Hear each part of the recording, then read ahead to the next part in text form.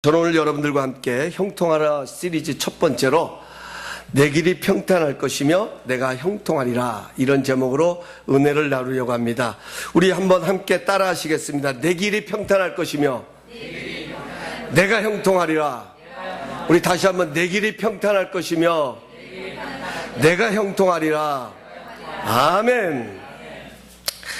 이 여호수아서는 여호와의 종 모세가 죽은 후에라는 말로 시작되고 있습니다.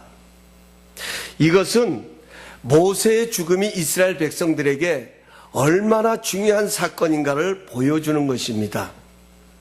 모세는 이스라엘 백성들의 길이요 희망이었습니다. 모세가 없었다고 하면 이스라엘 백성들이 그 광야의 어려움 속에서도 여기까지 올 수가 없었습니다. 모세는 이스라엘 백성들이 위기와 위협을 만날 때마다 해결사와 같은 역할을 했습니다. 그렇기 때문에 모세의 죽음은 이스라엘 백성들에게 있어서 의지할 대상을 잃어버린 것과 같은 그러한 상황이었습니다. 물론 모세는 가나안에 들어가지 못할 것이라고 이미 하나님께서 말씀하셨습니다. 그래서 여호수아는 모세의 수종을 들면서 모세를 섬기면서 지도자의 수업을 받았습니다. 그러나 막상 지도자의 길을 가야 하는 상황이 찾아오자 슬픔에 잠겨있는 백성들을 어디서부터 어떻게 인도해야 되는지 여호수아 자신도 긴장감과 염려 가운데 있었을 것입니다. 이때 이러한 상황 속에 있는 이스라엘 백성들과 여호수아에게 들려지는 하나님의 첫 번째 메시지는 2절 말씀, 내 종 모세가 죽었으니 너는 모든 백성들과 더불어 일어나 요단을 건너 내가 너에게 주는 땅으로 들어가라는 명령이었습니다. 얼뜻 보면 이 명령은 참 평범한 명령입니다. 그러나 여호수아나 백성들의 입장에서 보면 결코 평범한 명령이 아닙니다. 어찌 보면 하나님은 참 냉정하시다 하는 인상을 받게 됩니다. 여러분 한번 생각해 보십시오. 희망을 잃어버린 사람에게 가장 필요한 것이 있다고 하면 그 절망을 딛고 일어설 수 있는 능력인 것입니다. 그렇다면 하나님께서는 내가 그 힘을 줄 테니까 내가 일어나서 내가 약속한 그 땅을 향하여 가라고 말씀하셔야 맞습니다. 그런데 그런 말씀은 없고 마치 아무렇지도 않다는 듯이 꼭 무슨 옆집에서 일어난 일인 것처럼 너는 일어나 요단을 건너 약속한 땅으로 가라고 재촉하고 계시는 그런 인상을 받게 됩니다. 그러나 영어 NIV 성경에 가서 보면 이 모습을, 이러한 하나님의 마음을 좀 더 쉽게, 좀 더 명확하게 해석을 해 놓았습니다. 파워포인트 준비되셨나요? 근데 여기서 중요한 두 개 단어가 있습니다. 제가 밑줄을 걷습니다. Now then이라는 단어예요. Now then. 이 말은요, 어떤 상황을 수습할 때 쓰는 단어입니다. 예를 들면, 어떤 어려운 일이 일어났을 때, 우리가 이제는 이러고 있을 때가 아니지 할 때 뭔가를 상황을 수습하기 위해서 어떤 포커스로 모여갈 때 사용되는 단어가 바로 now then이라는 단어입니다. 그리고 가서 보면 get ready라는 단어가 있죠. 준비시키다. 그러니까 우리가 한국 개역 성경에는 마치 하나님께서 지금 빨리 누워 그러고 있어, 빨리 일어나서 가 하는 그런 명령식으로 기록되어 있지만, 그러나 영어 NIV 성경은 하나님께서 이란 이스라엘 백성들 향하여서 그렇게 하시는 것이 아닙니다. 얘들아, 내 종 모세가 죽었다.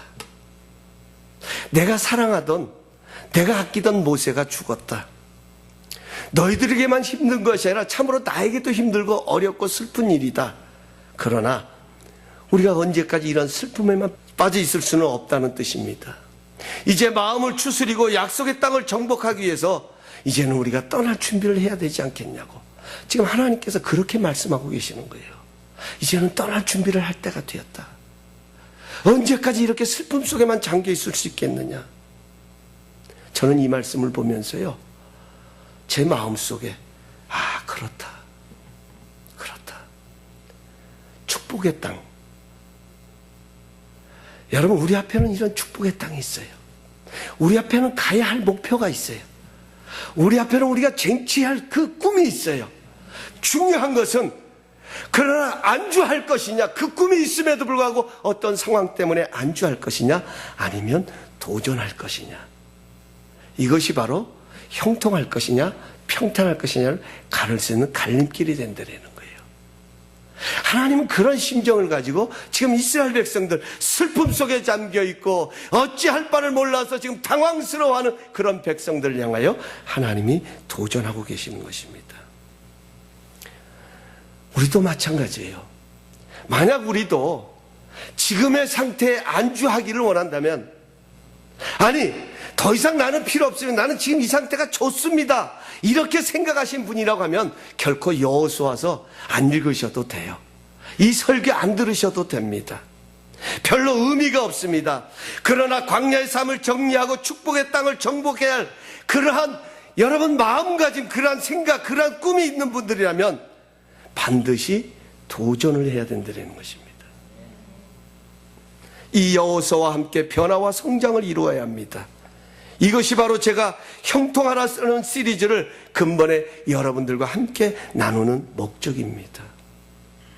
우리도 이스라엘 백성들처럼 어떤 목표를 향해 가다 보면 나를 힘들게 하고 넘어지게 하는 걸림돌을 만나게 됩니다. 이때 사람들은 두 가지의 반응을 크게 보입니다. 하나는 그 걸림돌에 넘어져 목표도 잃어버리고 아예 그 자리에 주저앉아 있는 것입니다. 그런가 하면 그 걸림돌 때문에 하나님을 의지함으로 형통의 길을 가는 사람이 있습니다. 사랑하는 성도 여러분, 꼭 기억하십시오. 하나님이 약속하셨던 가나안 땅, 하나님이 약속하셨던 축복의 땅은 두 가지의 특징이 있었습니다.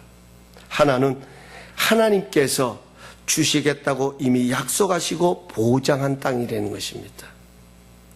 3절에 가서 보면 내가 모세에게 말한 바와 같이, 하나님은 그냥 이야기하시는 것이 아니라 한 사람을 또 들먹이고 있습니다. 지금 이스라엘 백성들이 누구 때문에 슬픔에 잠겨 있습니까? 모세 때문에 슬픔에 잠겨 있는 그 백성들을 향하여 내가 모세에게 말한 바와 같이 무릇 너희 발바닥으로 밟는 것을 내가 다 너희에게 주었노니라고 과거의 형태로 기록을 하고 있습니다.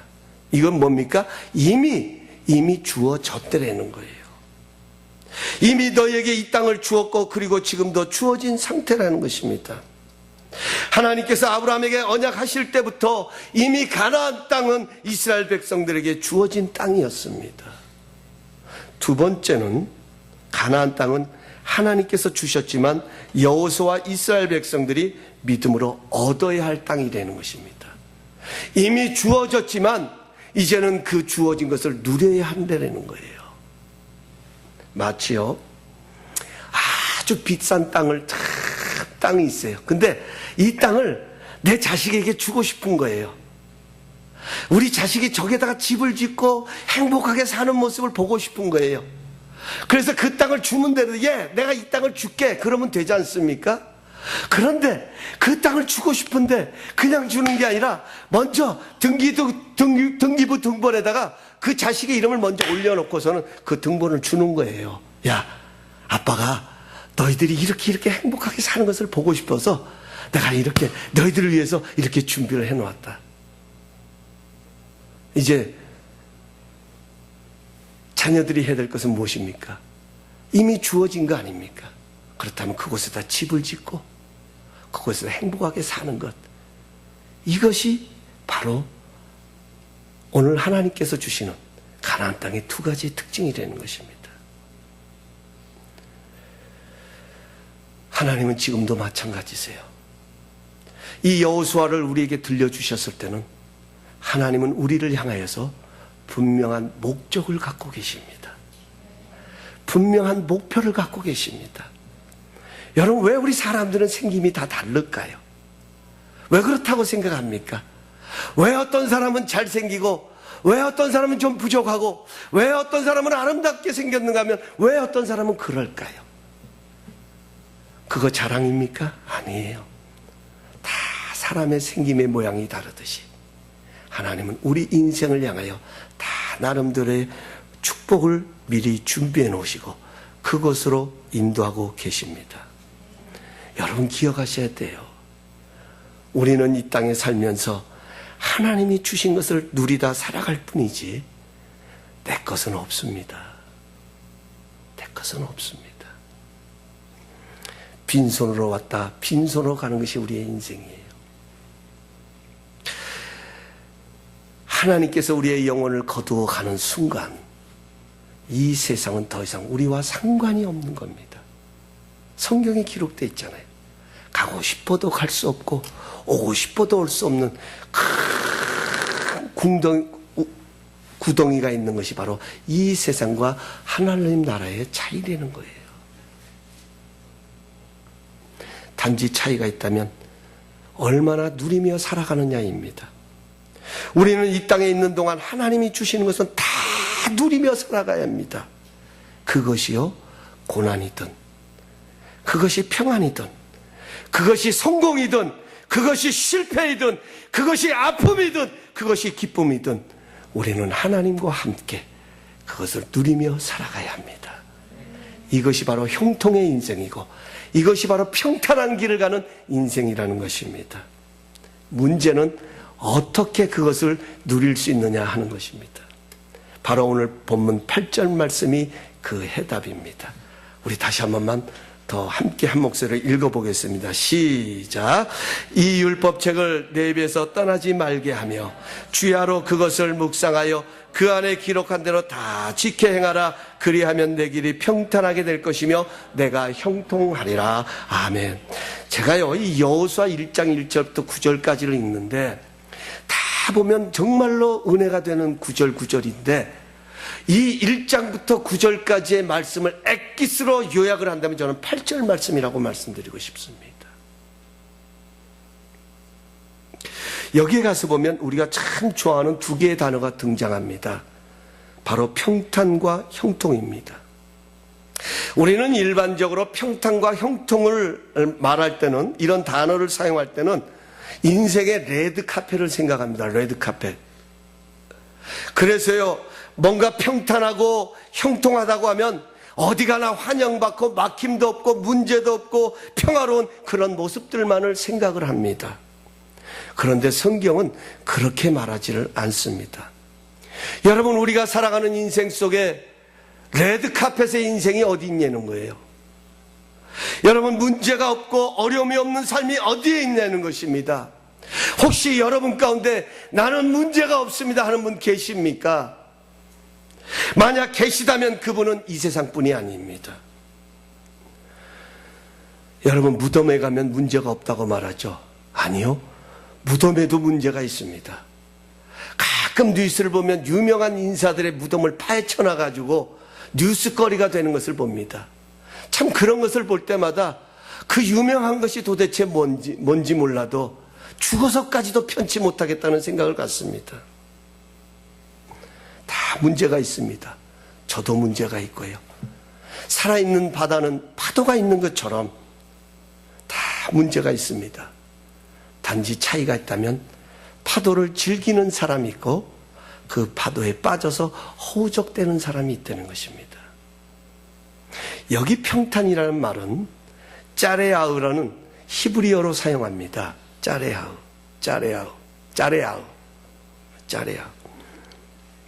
이 발음이 쉽지 않아서 그러니까 짜레아우.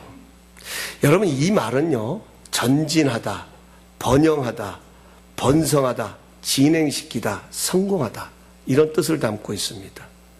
그런가 하면 형통이라는 말은 사칼이라는 단어를 씁니다. 쌍칼이 아니라 사칼. 이 말의 뜻은요 신중하다, 용의 주도하다, 지혜롭게 이해하다는 뜻을 담고 있습니다. 뭘 말씀드리려고 하냐면 평탄과 형통이라고 하는 것은 문제가 없는 것이 아니라는 거예요. 평탄과 형통은 문제가 있습니다. 여러분 우리가 예수 믿어도요, 내가 기도를 해도요 문제 있습니다. 만약에 기도하면 문제 없다면 저는 24시간 기도만 하면서 살겠어요. 하나님을 믿어도 문제 있습니다. 그러나 그 문제를 하나님과 함께하면 그분이 주시는 지혜로 모든 상황을 넘어갈 수 있다는 것입니다. 하나님과 함께하면 인생의 걸림돌도 형통의 디딤돌이 되어진다는 것입니다.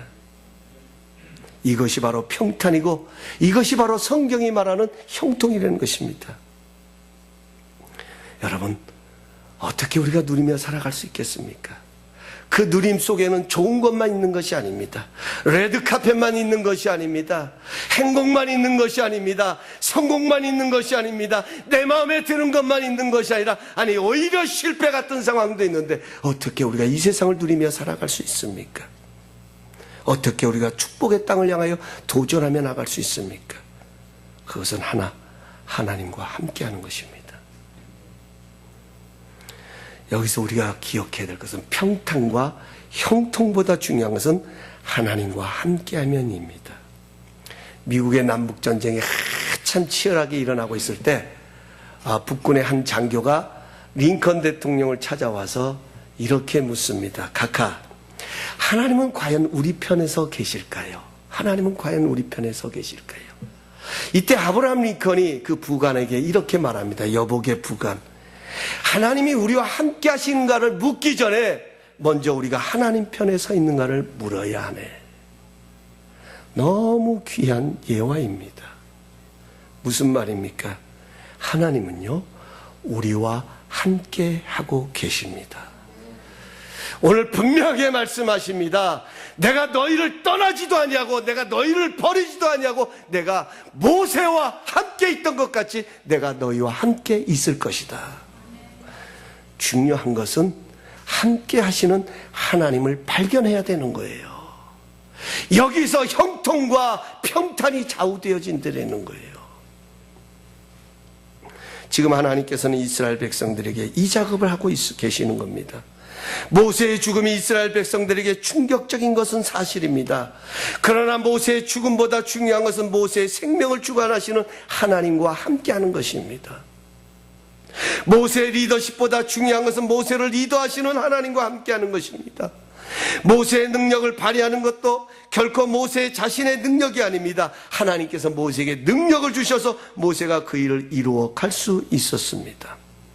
중요한 것은 하나님께서 모세와 함께 하셨던 것처럼 너희와 함께 하시겠다. 하나님은 약속하고 계십니다. 그렇다면 우리가 하나님과 함께 해야 합니다. 하나님이 그렇게 약속을 하고 계시다면 우리는 하나님 편에 서야 합니다. 그것이 바로 우리와 함께 하시는 하나님을 발견하는 길이 아니겠습니까?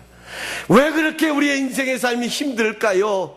나만 겪는 고난이 아닌데, 나만 당하는 어려움이 아닌데 왜 그 어려움 앞에서 그렇게 힘들고 어려워합니까? 괴로워합니까? 하나님이 보이지 않기 때문에, 나 홀로 서 있는 것 같기 때문에, 나 혼자 그 길을 가는 것 같기 때문에 두렵지 않습니까? 염려가 되지 않습니까? 앞으로 어떻게 될까 하는 그런 걱정 때문에 여러분 좌절을 경험하지는 않습니까? 중요한 것은 하나님은 함께 하십니다. 그 하나님을 발견하는 거예요. 이게 신앙생활이에요. 이것이 우리가 이 땅을 살아가면서 누려야 할 축복인 거예요. 그럼 어떻게 하나님과 함께 할 수 있냐는 거예요. 그럼 우리가 어떻게 하면 하나님과 함께 할 수 있는 것이냐, 하나님 편에 설 수 있는 것이냐, 오늘 그것을 본문이 말씀해 주고 있지 않습니까? 오늘 본문 처음에 가서 보면 이 율법책을 내 입에서 떠나지 말게 하며 주야로 그것을 묵상하며, 묵상이라는 단어입니다. 묵상하며. 여러분, 내 입에서 떠나지 말게 한다는 말은 항상 내 입에서는 뭐가 나와야 된다는 거죠. 하나님의 말씀이 내 입에서는 들려져야 된다는 거예요. 계속. 그러기 위해서는 어떻게 되냐, 하나님의 말씀을 묵상해야 된다. 여러분, 우리가 형통할 수 있고 우리가 이 땅에서 평탄의 길을 갈 수 있는 가장 중요한 원리, 첫 번째는요, 집중의 원리입니다. 집중의 원리. 여기 묵상이라는 단어는 하가라는 단어를 씁니다. 이 말은요, 이 말의 뜻은 원어에 가서 찾아보니까 신음소리를 내다, 이런 뜻을 담고 있어요. 제가 말씀을 준비하면서 신음소리를 내다, 이게 도대체 무슨 뜻일까? 가만히 생각을 해봤어요. 여러분 한번 생각해 보세요. 여러분 몸이 굉장히 이루 말할 수 없을 정도로 아파 보신 적 있으세요? 요즘은 워낙 약들이 좋아가지고 그렇게까지는 안 합니다만 옛날에는요 몸살만 해도요 얼마나 고통, 막 뼈가 막 그냥 으스러지는 것 같은 그런 고통할 때 여러분 저절로 나도 모르게 그 아픔 때문에 신음소리가 나오잖아요. 아이고 죽겠다, 아이고 죽겠다. 실감이 별로 안 나시나 봐요. 여러분, 여기 묵상이라는 말이 바로 그런 말이에요. 내가 하나님의 말씀을 깊이 묵상하다 보면 그 묵상한 말씀이 내 입으로, 내 삶으로 흘러나온다는 거예요. 그래서 성경은 뭐라고 말하냐면 시편에 가서 보면 하나님의 말씀을 귀하로 묵상하는 자가 복이 있도다. 저는 시냇가에 심은 나무가 시조를 쫓아 과실을 맺음같이 그 행사가 다 형통하리로다. 다 같이 형통하리로다. 여러분 얼마나 원하는 얘기예요. 형통하리로다. 형통하리로다. 여러분 이 과실은 심음의 결과예요. 내가 무엇을 심었느냐에 따라서 그 과실을 얻게 되는 것처럼 내가 하나님의 말씀을 주야로 묵상하고 그것을 깊이 생각하다 보면 그 말씀이 내 삶의 열매로 드러난다는 거예요. 내 입술로, 내 삶으로 표현되어진다는 것입니다. 제가 자주 인용하는 이야기가 있습니다. 사람은 생각하는 것을 닮아갑니다. 사람은 생각하는 것을 닮아갑니다. 은혜를 묵상하는 사람은 은혜의 말이 나옵니다. 그러나 악한 것을 묵상하는 사람은 그 말을 해도 똑같은 말에도 그 말에 독이 담겨 있습니다. 인생의 걸림돌이 형통의 디딤돌이 될 수 있는 원리는 집중의 원리입니다. 만약 문제에 집중하면 그 문제에 압도당하게 되어 있습니다.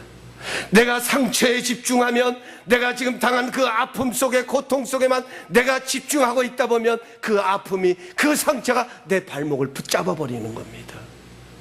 그러나 주님의 말씀에 집중하면 그 말씀이 우리를 진리 가운데로 인도합니다. 할렐루야. 그 말씀이 우리를 붙들어 버립니다.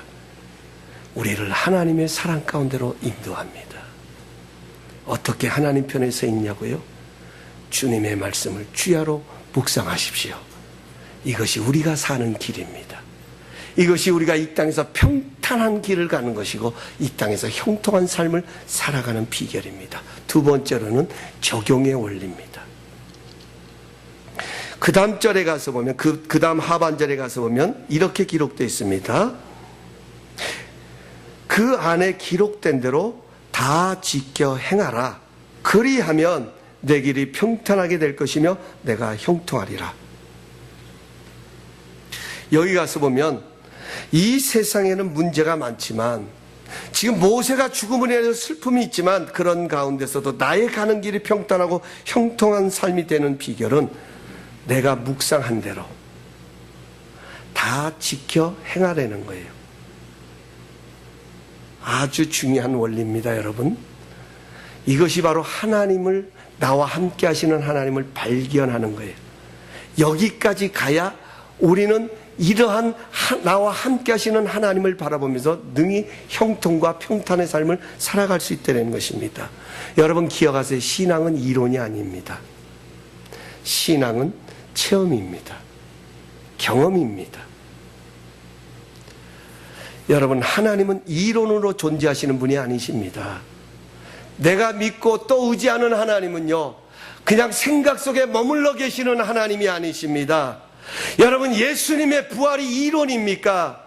예수님이 인간의 몸을 입으시고 이 땅에 오신 것이 하나의 생각 속에서 이루어지는 그런 환상적인 것이 아닙니다. 그것은 실제적인 것입니다. 예수님의 부활도 실제적입니다. 그분은 지금도 살아계셔서 역사하시는 분이십니다. 우리는 그 살아계시는 하나님을 만나고 체험할 때에 이 험한 세상 가운데서도 승리하면서 평탄한 길을 가고 형통의 길을 갈 수 있는 것입니다. 중요한 것은 적용입니다. 신앙은 적용입니다. 우리가 어려운 일을 만날 때마다 우리의 가장 첫 번째 질문은 무엇입니까? 하나님은 어디 계시는가 하는 거예요. 내가 이런 고통 가운데 있는데, 내가 지금 이런 어려움 가운데 있는데, 내가 이런 지금 환난 가운데 있는데, 하나님은 과연 이 상황을 알고 계시는가? 하나님은 정말 이 상황 가운데 나와 함께 하고 계시는가? 우리는 이것을 보고 싶어 합니다. 그런데 성경은 함께 하신다고 말씀하십니다. 그 함께 하심을 어떻게 보느냐? 적용하는 거예요. 내가 지켜 행한 대로 그대로 적용하는 겁니다. 적용할 때 하나님이 그곳에 계십니다. 적용할 때에 기적이 일어납니다. 적용할 때 부흥이 일어납니다. 제가 지난주에요, 한 주간 동안 제 마음을 떠나지 않고 제 마음을 움직였던 아주 귀한 대화가 있었습니다. 그것이 바로 뭐냐면, 지난주 예배 마치고 우리 몇 분들과 함께 교회를 위해서 얘기 나누다가 전도 이야기가 나왔어요. 그런데 어느 성도님이 그러는 거예요. 전도 무장화를 해야 됩니다. 무장화. 목사님부터 우리 성도님들까지 정말 전도해야 된다는 이런 의식을 갖고 나가서 전해야 합니다. 나가서 전해야 합니다. 제가 그 이야기를 듣는 순간에 얼마나 제 자신이 부끄러웠는지. 전해야 됩니다. 여러분, 우리 다 전도해야 된다는 생각은 갖고 있잖아요. 왜 전도해야 됩니까? 대답 좀 해보세요. 왜 이렇게 심각하세요? 내가 너무 지금 심각하게 설교를 하나? 왜 전도해야 돼요? 하나님 나라 확장을 위해서요. 맞습니다. 잃어버린 영혼 구원하기 위해서 맞습니다. 그러나 우리가 전도 하나님 앞에 솔직한다고 하면 우리가 전도해야 되는 이유 중에 하나, 또 가장 빼놓을 수 없는 것이 이 자리를 채우기 위해서 아니겠습니까? 그러면 이 자리를 채우려면 우리가 생각 속에만 머물러 있다고 하면 과연 그런 일이 일어나겠냐는 거예요. 하나님이 과연 그런 역사 속에 함께 하시긴 아니에요. 우리가 나가야 돼요. 나가서 전해야 누군가 듣고 그 이야기를 듣고 이 자리로 하나님이 올 수 있도록 역사하신다는 거예요. 적용의 원리 아닙니까? 모든 범사가 다 그렇다는 것입니다. 하나님은 함께 하십니다. 그런데요, 그 함께 하시는 하나님께서는 보고 싶으신 것이 있는 거예요. 그게 뭡니까? 믿음입니다. 그래서 하나님은 우리의 믿음과 함께 하시는 겁니다. 그 믿음은 뭐가 따릅니까? 행함이 따르잖아요. 그래서 행함이 없는 믿음은 죽은 믿음이다. 그렇게 말하는 거예요. 믿음이 살아있으면 거기에는 반드시 행함이 따라온다. 아이고, 목사님, 그렇지 않아도 힘든데, 내가 뭐 안 하고 싶어요. 나도 하고 싶어요. 그런데 안 되는 걸 어떻게 해요? 여러분, 맞아요. 그 이야기가 정답이에요. 적용이요? 하고 싶다고 해서 할 수 있는 것이 아닙니다. 하고는 싶습니다. 그런데 내 이성이요, 내 경험이요, 내 상황이 갈등을 불러오는 거예요. 하기는 해야 되겠는데 이 상황이 나로 하여금 그 상황으로 갈 수 없도록 자꾸 멀어지게 만듭니다. 그래서 우리에게는 한 가지 더 중요한 원리가 있어요. 그게 바로 뭐냐면 내려놓음의 원리입니다. 내려놓음의 원리. 하나님이 지금 그 작업을 하고 계시는 거예요. 보세요. 여러분, 다니엘이 사자굴에 집어던집니다. 왜 던짐을 받습니까? 우상에게 절을 하지 않았다는 그것 때문에 믿음의 절개를 지키다가 사자굴에 던짐을 받게 되는 위기가 찾아옵니다. 우리식으로 생각을 하십시다. 그러면 하나님은 함께 하십니다. 다니엘과 함께 하시는 하나님이 어떻게 하셔야 됩니까? 그가 사자굴에 들어가기 전에 그를 보호하셔야 됩니다. 그러면 얼마든지 그런 가운데서도 하나님께서는 하나님이 하나님 되심을 세상에 드러낼 수 있잖아요. 뒤집어 버릴 수 있습니다. 그런데 하나님은 침묵하십니다. 다니엘은 사자굴 속으로 들어갑니다. 그것을 바라본 사람들은 이제 저 인생은 끝났다, 죽었다, 사자의 밥이 되었다는 것이었습니다. 그런데 막상 사자굴 속으로 믿음을 가지고 들어가 보니 놀라운 역사가 일어납니다. 거기에 하나님이 함께하고 계셨습니다. 어떻게 하고 계셨습니까? 자기를 집어삼킬 사자의 입을 막고 계셨습니다. 여러분, 이게 형통입니다. 이게 평탄의 길을 가는 것입니다. 여러분, 우리가 그토록 바라고 우리가 누려야 할 축복이 그런 축복 아니겠습니까? 이 상황은 내가 뛰어들으면 죽을 상황이에요. 정말 이 상황은 피하고 싶은 상황이에요. 내가 만나고 싶지 않은 상황이에요. 그런데 지금 그 상황이 나를 찾아와요. 우리는 하나님 어디 계세요? 내가 지금 이런 상황에 있어요. 하나님 못하고 계세요. 하나님은 정말 나와 함께 하시는 것입니까? 얼마든지 물을 수 있어요. 그런데 하나님은 침묵하고 계세요. 놀라운 것은 그럼에도 불구하고 믿음을 선택했습니다. 그래, 내가 이것이 비록 내 인생의 걸림돌이라 할지라도 내가 하나님과 함께하면 이것도 믿음의 형통의 디딤돌이 될 것이다. 이 믿음이 있기 때문에 믿음으로 그 길을 갑니다. 그랬더니요, 하나님께서 거기서 내가 끝날 것 같았던 그 상황을 막고 계시는 거예요.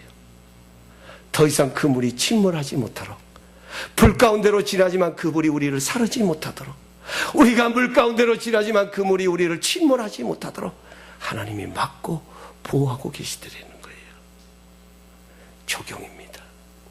저는 이 말씀을 준비하면서 하나님 왜 이 말씀을 주십니까? 물었습니다. 하나님 왜 제가 이 말씀을 전해야 합니까? 그래요, 맞아요, 다 아는 이야기예요. 근데 그 다 아는 것을 우리는 실천하지 못하잖아요. 하나님 앞에 그렇게 기도했어요. 하나님, 모르는 거 아니에요. 수없이 들어서 알아요. 하나님의 말씀에 순종하면 그것이 복이 된다는 거 알아요. 그런데 너무 어려워요. 힘들어요. 상황 때문에, 이성 때문에, 내 경험 때문에 그런 것들이 따로 하여금 자꾸 그 하나님의 목표점에서 멀어지게 해요. 힘들어요. 내가 이걸 어떻게 전해야 돼요? 이런데 어떻게 해서 내가 설교를 해야 돼요? 그런데요, 하나님이 제게 주신 마음이 있어요. 그게 오늘 2절 말씀이었어요. 너는 일어나 이 백성들과 더불어 요단을 건너 내가 약속한 그 땅으로 들어가라.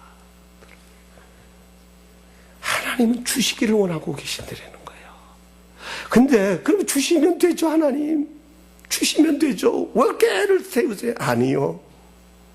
하나님은요, 그것보다 더 중요한 것은 우리의 믿음이라는 거예요. 상황보다 중요한 것은 그 상황보다도 하나님을 더 신뢰하는 그 모습이라는 거예요.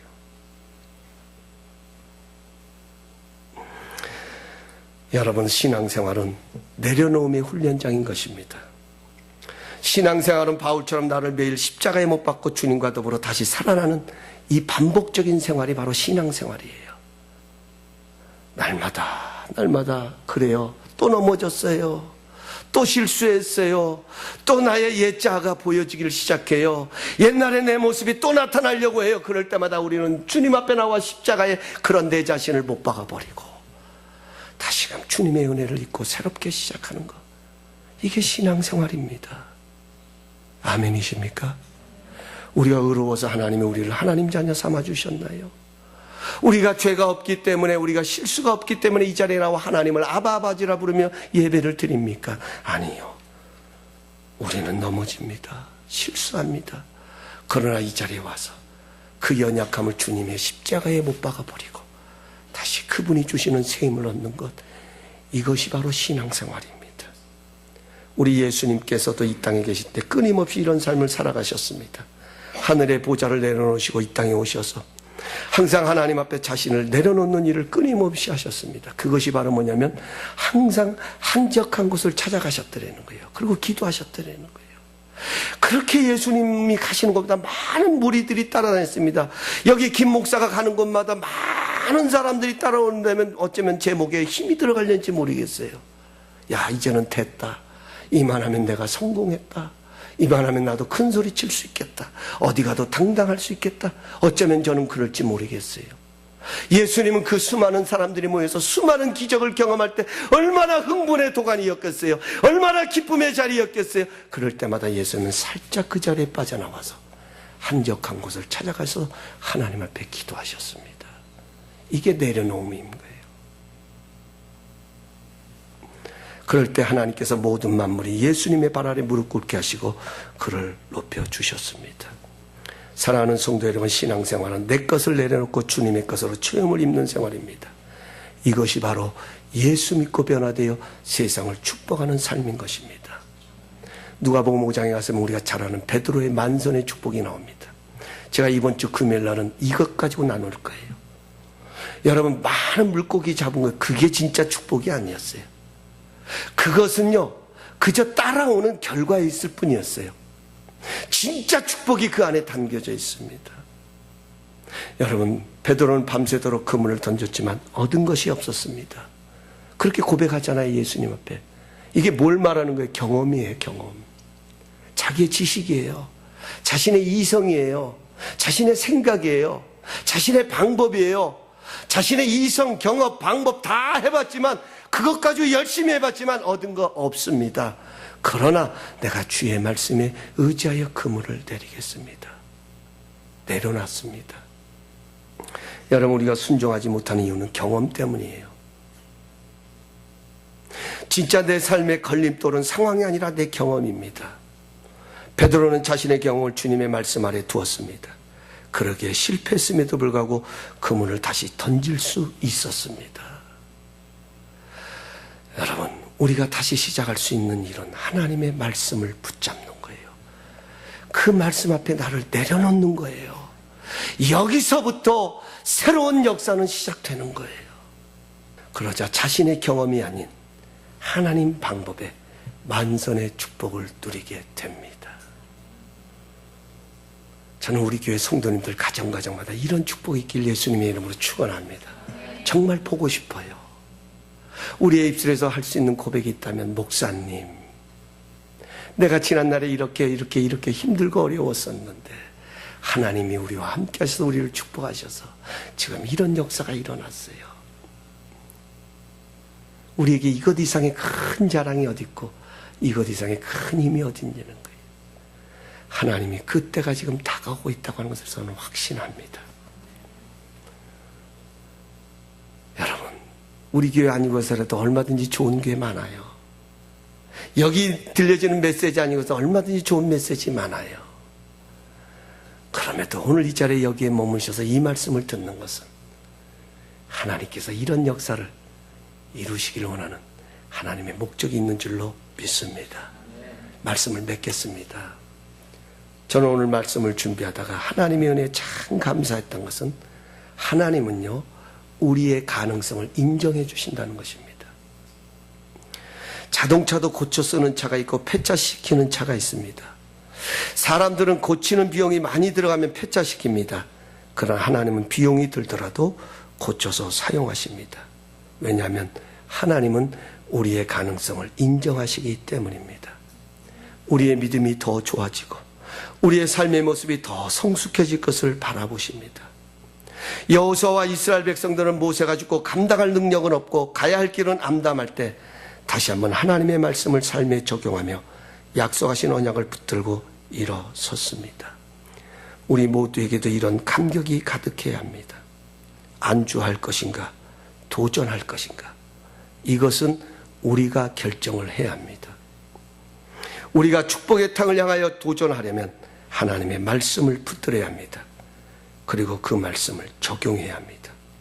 그러면 우리의 가는 길이 평탄하고 형통하는 축복이 우리와 함께 할 것이라고 하나님은 약속하고 계십니다. 아무쪼록 우리 모든 성도님들의 삶이 하나님과 함께 인생의 걸림돌을 인생의 디딤돌로 만들어 가시는 형통의 사람들이 되시기를 예수님의 이름으로 축복합니다.